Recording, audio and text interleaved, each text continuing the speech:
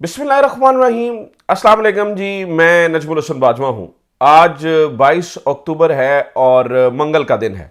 हबीब अकरम साहब ने ये हालिया होने वाली जो आइनी तरामीम है इसका नाम इमरान खान अमेंडमेंट्स रखा है, क्योंकि जितनी सारी चीज़ें हुई वो सिर्फ इमरान खान के लिए हुई। हबीब अकरम ने कहा कि इन तरामीम का मकसद ये था कि किसी तरीके से इमरान खान की जेल की दीवारों को मजीद ऊंचा किया जा सके और किसी तरीके से इमरान खान को मजीद इस जेल के अंदर रखा जा सके। लेकिन एक बात जो सबको याद रखनी चाहिए वो ये है कि नजरियात कभी भी जेल की दीवारों के अंदर कैद नहीं किए जा सकते हैं। नजरियात जेल की दीवारें फैला के निकल जाया करते हैं और लोगों के दिलों में घर कर लिया करते हैं। और इस वक्त पाकिस्तान की 70 से 80% अवाम के दिलों में इमरान खान ही बसता है। और ये कॉन्स्टिट्यूशनल अमेंडमेंट्स, ये हेरा फेरी, ये सारी मतलब आइन के नाम पर, कौम के नाम पर ये ड्रामेबाजी ज्यादा चल नहीं सकती। मैं एक मिसाल देता हूं आपको। पता है पिछले कुछ अरसे पहले एक नया इन्होंने कानून पास किया था, प्रैक्टिस एंड प्रोसीजर एक्ट। जब प्रैक्टिस एंड प्रोसीजर एक्ट पास किया गया तो उस वक्त सबने ये कहा कि यार ये दो, यानी कानून में मसला नहीं होता, अमेंडमेंट में मसला नहीं है, कानून में मसला नहीं है। अगर आप उसको, उसकी नीयत अगर आपकी साफ हो, उसकी नीयत आप बेहतरी के लिए लेकर आए। लेकिन अगर उसकी नीयत यह है कि किसी को फिक्स करना है, किसी को ऊपर लेके जाना है, किसी को नीचे लेके जाना है, तो ऑब्वियसली नीयत के अंदर जो फितूर है, असल मसला वो होता है। अब आप प्रैक्टिस एंड प्रोसीजर एक्ट में आपको पता कितना इन्होंने रौला डाला था, और ये हो गया जी, फला हो गया जी, ये बड़ा जरूरी है जी, कौम के लिए जी, मुल्क के लिए जी, और देखिए जी जुडिशरी को हम कितना सेट कर रहे हैं। और जब उसी कानून से इन्हें मसला पेश आया तो इन्होंने जस्टिस मुनीब अख्तर को निकालकर कानून ही तब्दील कर दिया, प्रैक्टिस एंड प्रोसीजर एक्ट वाला। आज जो शादियाने बजा रहे हैं, आज जो कह रहे हैं आइन की जीत है, कानून की जीत है, कायदे आजम का ख्वाब जिंदा किया है, फलां कर दिया, ढिमकां कर दिया, उसके पीछे नाज़रीन किराम आपने ये जहन में रखना है, ये असल जो मसला है वो ये है कि किसी एक को फिक्स किया जाए और बाकी सब के लिए सहूलियात पैदा की जाए। तो उन तमाम लोगों के लिए मैं आपको बता दूं कि हबीब अकरम की बात दुरुस्त है। नजरियात कभी जेल की दीवारों के अंदर कैद हुए हैं क्या? कभी इस तरह से भी जो है ना वो दुनिया की सियासत ने काम किया है? ऐसा नहीं हो सकता है, इसके अपने डायनामिक्स होते हैं। खैर बहरहाल आज कुछ अहम तरीन अपडेट्स हैं इस हवाले से। नंबर 1, आज सुप्रीम कोर्ट में कुछ ऐसी चीजें हुई हैं जिसे मैं आपको बता दूं कि ये तरामीम, ये यतीम तरामीम, ये पॉलिटिकल मोटिव से की गई तरामीम बढ़ती हुई नजर आ रही हैं।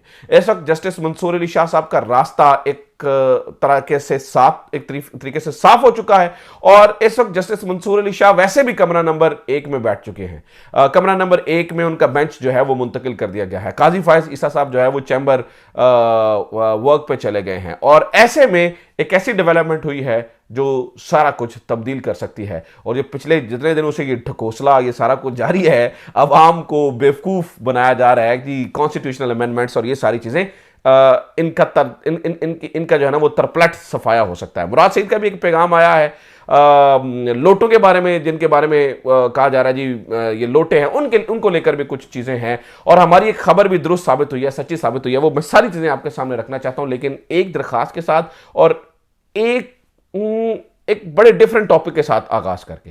दरखास्त यह है, चैनल को सब्सक्राइब जरूर कीजिए, ज्यादा ज्यादा लोगों तक शेयर कीजिए। आपको अंदाजा नहीं है कि किस तरह से जो है ना वो आजाद ख्याल से जो है वो रिपोर्टिंग कर रहे हैं और कितनी मुश्किलात होती हैं, आप सबको अंदाजा ही है। लिहाजा ज्यादा लोगों तक शेयर कीजिए।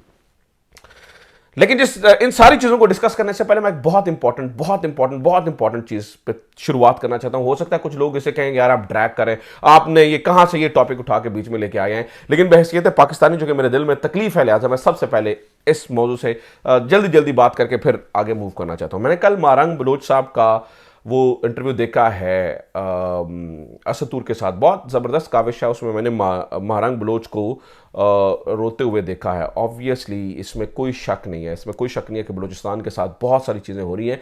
लेकिन और मैं आपको पता है कि हमेशा से इस कॉज को, बलूचिस्तान कॉज को हमेशा से सपोर्ट करता रहा हूं कि बलूचिस्तान की बेहतरी के लिए, पाकिस्तान की रियासत की बेहतरी के लिए।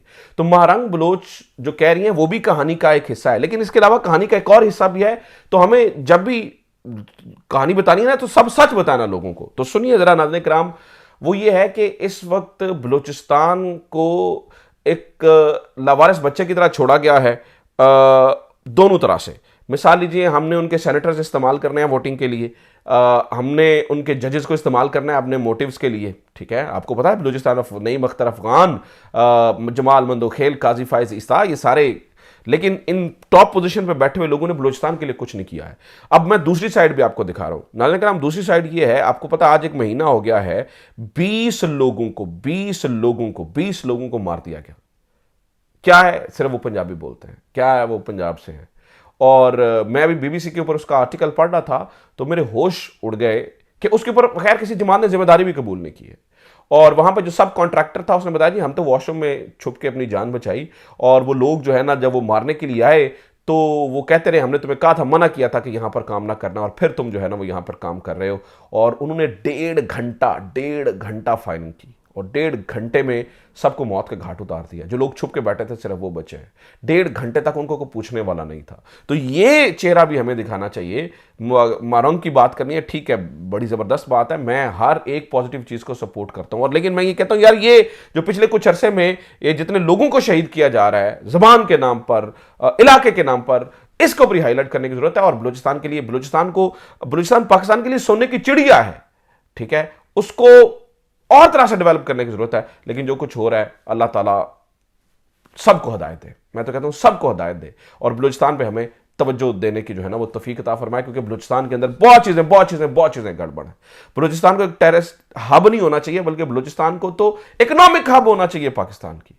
इतनी चीजें जो है ना वो हम वहां से जनरेट कर सकते हैं। तो आई एम रियली सॉरी, मैं शुरुआत में थोड़ा सा जो है ना वो डिट्रैक्ट होके मैंने आपको बिल्कुल एक अलग स्टोरी, बहुत सारे लोग इसमें नीचे तनकीद भी करेंगे, आप वो बात करें ना जो आपने शुरू की थी। लेकिन नाज़रीन ये बहुत जरूरी बात है, ये मेरे दिल से निकल के आ रही है, लिहाजा आई थॉट कि इसके ऊपर जो है ना वो बलूचिस्तान को जो है ना इग्नोर नहीं करना चाहिए। अच्छा जनाब, आप जरा सुन लीजिए, जल्दी से जरा इंपॉर्टेंट खबरों की तरफ आते हैं। सबसे पहली खबर तो ये है कि नाज़रीन कराम, नवाज शरीफ साहब मुल्क से जा रहे हैं, मुल्क से फरार होने की कोशिश में है। ये पिछले लंबे अरसे से बैठे थे, बरतानिया का टिकट करवाते थे, इजाजत नहीं मिलती थी, अपनी जो है ना वो काम पूरा करके उनको जाने की इजाजत थी। और इस बात की गवाही एक तरह से ये भी इस तरह से भी ले लीजिए कि नुसरत जावेद साहब ने अभी खबर दी हुई थी कि लगता नहीं है नवाज शरीफ साहब का दिल था इन तरमीम पर, बस वो उनके जो एक्सप्रेशंस थे वो तरमीम करना नहीं चाहते थे, व्हाट्सएवर द स्टोरी वाज। लेकिन कौन सी ऐसी मजबूरी थी जो अगर आपका दिल नहीं था तो फिर भी आपको ये तरमीम की तरफ जाना पड़ा, ये भी लोगों के सामने। तो मसला ये है कि आप अनअनाउंस्ड जो है वो स्टॉप लिस्ट के ऊपर थे, अनअनाउंस्ड ना, कि जब तक आपने कुछ चीजें पूरी नहीं करनी थी आपको जाने की इजाजत नहीं मिलनी थी।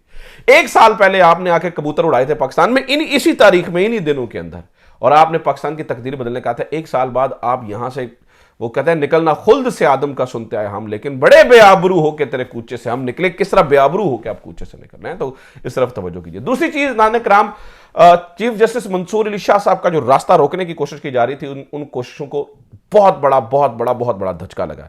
आज सबसे पहली अपडेट तो यह है कि सुप्रीम कोर्ट के अंदर नाज़रीन कराम इन अमेंडमेंट्स को चैलेंज कर दिया गया है, ठीक है। और ये एक बहुत बड़ी डेवलपमेंट है, यानी आप समझिए कि फौरी तौर पर सबसे पहला काम जो किया गया है, और यही सबसे राइट काम था, मेरे ख्याल से ये बहुत पहले हो जाना चाहिए था कि इन अमेंडमेंट्स को जो है, यानी कि फौरी एक अगले ही दिन हो जाती, लेकिन ऑब्वियसली एक दिन तो उन चीज़ों को ड्राफ्ट करने में और ये इन चीज़ों को चला ही जाता है। तो ये अमेंडमेंट्स हो गई चैलेंज। अब मजे की बात यह है कि जो जस्टिस मंसूर अली शाह साहब हैं उनका बेंच नंबर 1 बन चुका है।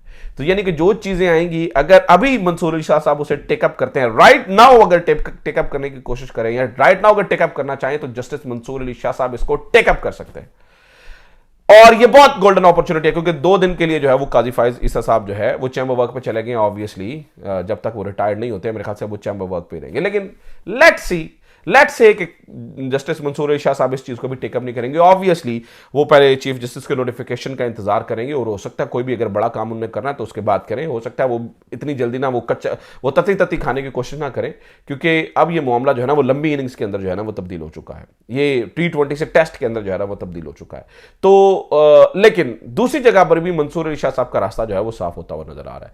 कल रात, आज बल्कि सुबह, मैंने एक इंतहाई अहम नुक्ता आपके सामने रखा था, और वो नुक्ता बड़ा जरूरी था, और वही इस पूरे मामले में हमें जो है ना वो फायदा देता हुआ नजर आ रहा है कि अगर याहिया अफरीदी साहब को चीफ जस्टिस बनाने की कोशिश की जाती है और याहिया अफरीदी साहब इनकार कर दें, जिसके ऊपर अभी हमें नजर आ रहा है कि शायद वो इनकार कर देंगे, वो चीफ जस्टिस नहीं बनेंगे, तो गवर्नमेंट के पास दो ऑप्शन है। फिर जो बकिया जो बचे हुए दो जजेस हैं, जस्टिस मुनीब अख्तर और जस्टिस मंसूर अली शाह साहब, उनमें से किसी एक को चीफ जस्टिस बनाना पड़ेगा। और ऑब्वियसली जस्टिस मंसूर अली शाह साहब फिर उनकी पहली प्रायोरिटी होगी कि जस्टिस मुनीब अख्तर साहब तो बन ही नहीं, मतलब वो तो चाहते नहीं। हालांकि जस्टिस मुनीब अख्तर साहब इतने लायक जज हैं, एक ऐसे जज को जो है वो ये कर रहे हैं, पीछे कर रहे हैं कि खुदा की पनाह, एक ऐसे जज को जो है वो साइड लाइन जो है वो किया जा रहा है। तो ये पाकिस्तान के लिए बहुत बड़ा नुकसान होगा। मैं आपको बता रहा हूं, ये पाकिस्तान के लिए बहुत बड़ा नुकसान होगा। एक इतने बड़े जज को जो है ना, वो इतना बड़ा जो है ना, वो कॉन्स्टिट्यूशनल माइंड को हमने सिर्फ जाती अनाज की खातिर जो है ना वो पीछे कर दिया। बहरहाल जस्टिस मंसूर अली शाह साहब का रास्ता साफ होता नजर आ रहा है, क्योंकि ये जो तरमीम है इसके अंदर बड़ी मजेदार एक चीज है और इसका क्रेडिट जो है वो बताया जाता है कामरान मुर्तजा साहब और जो मौलाना फजलुर रहमान साहब है उनको जाता है कि मौलाना फजलुर रहमान साहब चीजों को खींच कर ऐसी जगह पर ले आए थे कि 3 का पैनल भी जाना है, तो अगर आपने तीसरा सेलेक्ट किया और वो इनकार कर देता है और वो कहता है जी मैं नहीं चीफ जस्टिस बनना चाहता, तो फिर जस्टिस अमीनुद्दीन खान के पास नहीं जाएगी चीफ जस्टिस, वो ऊपर दो को पास जाएगी, ऊपर दोनों में से एक को सेलेक्ट करना करे पड़ेगा। अगर वो इनकार करते हैं तो फिर जस्टिस अमीनुद्दीन खान के पास जाएगी। लेकिन जस्टिस अमीनुद्दीन खान के लिए इन्होंने बड़े प्लान सोच के रखे हैं। जस्टिस अमीनुद्दीन खान या जस्टिस जमाल बंदूखेल, इनके लिए इन्होंने प्लान ये सोच के रखा है कि जस्टिस अमीनुद्दीन खान को बनाया जाएगा कॉन्स्टिट्यूशनल बेंच का, आईनी बेंच का सरबरा, यानी कि ये court with in the court होगी, ये अदालत के अंदर अपनी एक अदालत होगी। और आईनी बेंच को आपको पता है फिर नहीं किया जा सकेगा, चैलेंज नहीं किया जा सकेगा और ड्रामेबाजी ये सारी की जा सकेगी। तो यहां पर नाज़रीन किराम एक धचका ये भी है कि अगर चीफ जस्टिस मंसूर अली शाह साहब जस्टिस मंसूर अली शाह साहब चीफ जस्टिस मंसूर अली शाह साहब बन जाते हैं, जो कि बनते हुए नजर आ रहे हैं, तो क्या होगा नाज़रीन किराम, होगा ये कि ये मामला फिर अब ये डिसाइड होना है कि ये जो अभी आज चैलेंज हुई हैं ये अमेंडमेंट्स, ये लगेंगी किस कोर्ट में, ये आईनी बेंच में लगेंगी या सुप्रीम कोर्ट के अंदर लगेंगी। अगर सुप्रीम कोर्ट के अंदर लगती हैं, और जो कि लगती हुई नजर आ रही है, क्योंकि आईनी बेंच के अंदर मैंने बार बार ये कह रहा हूं कि जिस बेंच को चैलेंज किया जा रहा है, मिसाल है उस तरमीम को, और उस बेंच को चैलेंज किया जा रहा है कि ये बन ही नहीं सकता, ठीक है, ये हो ही नहीं सकता, तो वो तरमीम अगर चैलेंज हो रही है क्योंकि वो आइन के बुनियादी ढांचे के खिलाफ है, अगर उसमें ये मौकफ लिया जाता है कि वो आइन के बुनियादी ढांचे के खिलाफ है, अगर ऐसा है तो फिर नाज़रीन किराम वो उस बेंच के अंदर तो नहीं सुनी जाएगी ना, वो तो फिर सुप्रीम कोर्ट के अंदर या फुल कोर्ट उसे बैठकर सुनेगा और फुल कोर्ट बैठ कर डिसाइड करेगा कि वो इधर वो इस साइड पर जाना चाहते हैं और वो उस साइड पर जाना चाहते हैं। ये तो फुल कोर्ट का मामला होगा। अब मेरी बात समझ नहीं है, तो फिर वो अक्सरियती जज जो है वो डिसाइड करेंगे, तो ये सारा प्रोग्राम तो बढ़ जाएगा। आईनी तरमीम तो आपको बढ़ती हुई नजर आ जाएगी। तो कहने का मतलब है कि जो सारा खेल तमाशा शुरू किया गया, ये ड्रामेबाजी शुरू की गई, ये जो पूरा एक गेम शुरू की गई, ये सारा प्रोग्राम तो बढ़ जाएगा। वो कहते हैं प्रोग्राम तो बढ़ गया, इसकी तो कहानी जो है वो वहीं पर खत्म हो जाएगी। दूसरी बात नाज़रीन किराम मैं आपको ये बता दूं, और ये बहुत बहुत बहुत इंपॉर्टेंट बात है, इसको ज़रा ध्यान से सुनिएगा भी और समझिएगा भी कि पाकिस्तान तहरीक इंसाफ के जो कुछ लोटे हैं उनके लिए तहरीक इंसाफ अब बड़ा कुछ सोच रही है। मैंने आपको एक खबर दी थी और अल्लाह का शुक्र है वो हमारी खबर दुरुस्त साबित हुई। मैं अगली वीडियो की शुरुआत में भी ये बात करूंगा, अगर थोड़ी वीडियो ये लंबी ना होगी हो, तो मैंने खबर दी थी कि रियाज फतेह आना पाकिस्तान में आ चुके हैं और वो हमारी खबर दुरुस्त साबित हुई। हालांकि समी इब्राहिम साहब मेरे बड़े सीनियर हैं, उन्होंने मेरी खबर को पे कॉन्ट्राडिक्ट किया था और उन्हें के साथ कॉन्ट्राडिक्ट किया था और उन्होंने कहा था कि नहीं मेरी उनके साथियों से बात हुई है और वो पाकिस्तान में नहीं है। वो हमारी खबर दुरुस्त साबित हुई, सच साबित हुई, ठीक साबित हुई और रियाज फतेह आना साहब पाकिस्तान में पाए गए। अब इससे बड़ी बात और क्या हो सकती है।